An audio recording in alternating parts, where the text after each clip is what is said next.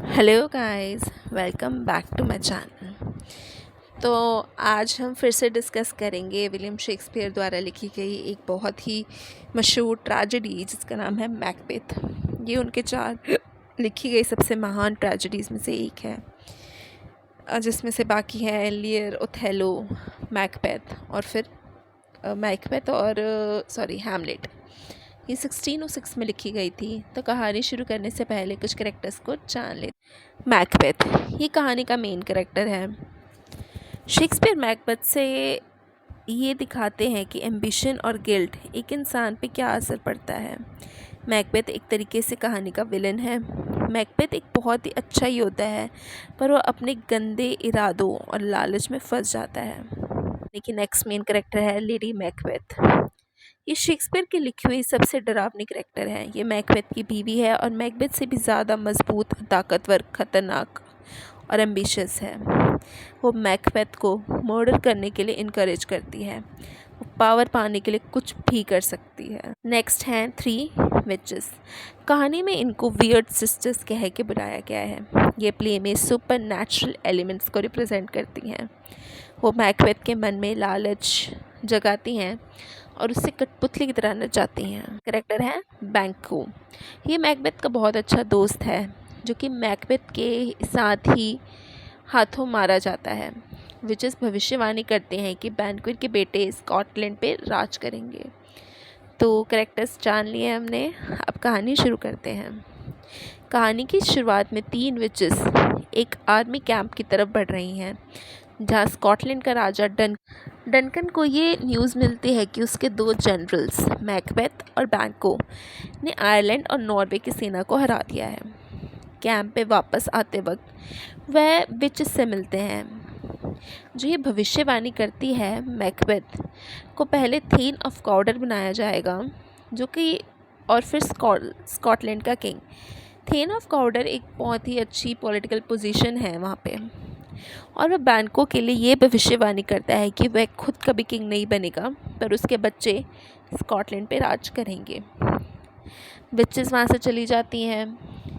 पहले तो मैकबेथ और बैंको दोनों इस भविष्यवाणी पे भरोसा नहीं करते, पर जब मैकबेथ को खबर मिलती है कि उसकी विक्ट्री से खुश होके उसे थेन ऑफ काउडर बना दिया गया है, तो उसे विचेस की बात पे भरोसा होने लगता है, क्योंकि उसकी पहली जो भविष्यवाणी थी यही थी कि उसको थेन ऑफ काउडर बनाया जाएगा। रात को किंग के साथ डिनर पे बाद मैकबेथ अपनी वाइफ को लेटर लिख के सब कुछ बताता है कि कैसे वो जीता और कैसे उसे विचेस मिली भविष्यवाणी की, और उसके बाद उसे प्रमोशन मिल गया है। लेडी मैकबेथ ने मन में लालच आ जाता है और मैकबेथ को राजा बनते हुए देखना चाहती है। ऐसा करने के लिए वो डनकन को मारने का प्लान बनाती है, मतलब अपने खुद के राजा को मारने का प्लान बनाती है। जब मैकबेथ आता है तो वह उसे उसी रात डंकन का मर्डर करने के लिए मना लेती है। पहले तो वो रेजिस्ट करता है, पर लेडी मैकबेथ उसे जैसे तैसे करके मना ही लेती है। वो प्लान करते हैं कि वो दोनों गार्ड्स को शराब पिला के धुत कर देंगे और डंकन का मर्डर का दोष उन पे डाल देंगे। और क्योंकि वो नशे में हैं और है तो गार्ड्स ही, तो उन्हें कुछ याद नहीं रहेगा और कोई उनकी बात पे भरोसा नहीं करेगा। उसी रात जब डंकन सो रहा होता है, मैकबेथ उसे जान से मार देता है और सबके सामने एक्टिंग करता है कि उसे राजा की मौत का अफसोस है, और वह गुस्से में दोनों गार्ड्स को भी मार देता है। तो ऐसे वो सारा ब्लेम उन पे डालता है, गार्ड्स पे, और गार्ड्स को मार देता है, और ऐसे बड़ी आसानी से वो स्कॉटलैंड का राजा बन जाता है। डनकन के दोनों बेटे मैल्कम और डोनल बैन दोनों स्कॉटलैंड छोड़ के भाग जाते हैं, इस डर में कि जिसने भी उनके पिता डनकन को मारा है, वो उन्हें भी मारने की कोशिश ज़रूर करेगा।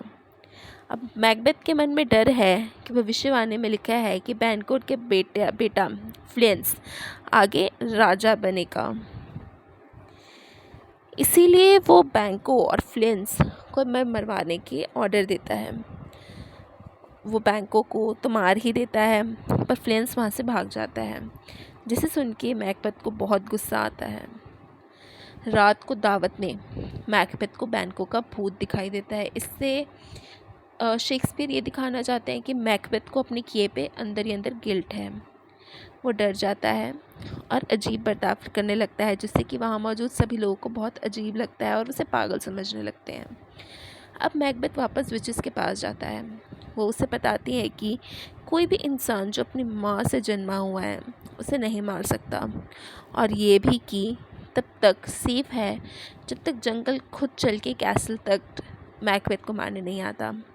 ये सुन के मैकबेथ को थोड़ी तसल्ली मिलती है, क्योंकि सभी आदमी अपनी माँ से ही जन्मते हैं और जंगल तो खुद हिल नहीं सकता, तो वो सेफ ही रहेगा। विचेस ने मैकडफ, जो कि एक नोबल मैन था, से बचने के लिए कहते हैं। मैकडफ ने मैकबेथ की गद्दी पे बैठने से विरोध किया था। मैकडफ डंकन का बेटे मैल्कम को ज्वाइन करने के लिए उसके पास चला जाता है। मैकबेथ ऑर्डर देता है कि मैकडफ के किले पे कब्ज़ा कर लिया जाए और उसके बीवी बच्चों को मार दिया जाए। जब मैकडफ को ये खबर मिलती है कि उसके बीवी बच्चे मर चुके हैं, तो उसे गुस्से में आ जाता है। वो मैल्कम की फ़ौज के साथ स्कॉटलैंड पे हमला करने आता है, मैकबेथ से बदला लेने के लिए। उनका साथ स्कॉटलैंड के और भी कई लोग देते हैं, क्योंकि वो मैकबेथ से खुश नहीं होते और उसका गद्दी पे बैठना उन्हें पसंद नहीं होता। लेडी मैकबेथ सुसाइड कर लेती है, जिससे मैकबेथ बहुत गहरे सदमे में चला जाता है। वह हैरान हो जाता है देख के कि मैकडफ की सेना जंगल के पेड़ काट के आई है और वो पेड़ लेके उसकी तरफ आ रहे हैं, उसके किले की तरफ आ रहे हैं। तो जोन सी विचेस की पहली भविष्यवाणी सच हो चुकी थी, क्योंकि खुद जंगल उठ के मैकबेथ के पास आ रहा था। युद्ध में मैकबेथ बहुत बहादुरी से लड़ा। फिर उसका मुकाबला मैकडफ, जो मैकबेथ से बदला लेना चाहता था। मैकडफ बताता है कि उसका जन्म माँ से नहीं हुआ, पर उसे माँ के पेट से चीर के बाहर निकाला गया था, जिसे आजकल के टाइम में हम सेजेरियन बोलते हैं, और इससे विचेस की दूसरी प्रोफेसी भी सच हो जाती है। मैकडफ मैकबेथ को मार देता है। मैल्कम, जो कि राजा का बेटा था, उसे स्कॉटलैंड का राजा बना दिया जाता है। ये बहुत ही ख़ास नावल है, आपको ये ज़रूर पढ़नी चाहिए, और बहुत इम्पॉर्टेंट भी है ये यूजीसी के पॉइंट ऑफ व्यू से, एग्ज़ाम के पॉइंट ऑफ व्यू से। और अगर आपको मेरी वीडियो पसंद आई हो, thanks for watching, and please do subscribe to my channel. Thank you.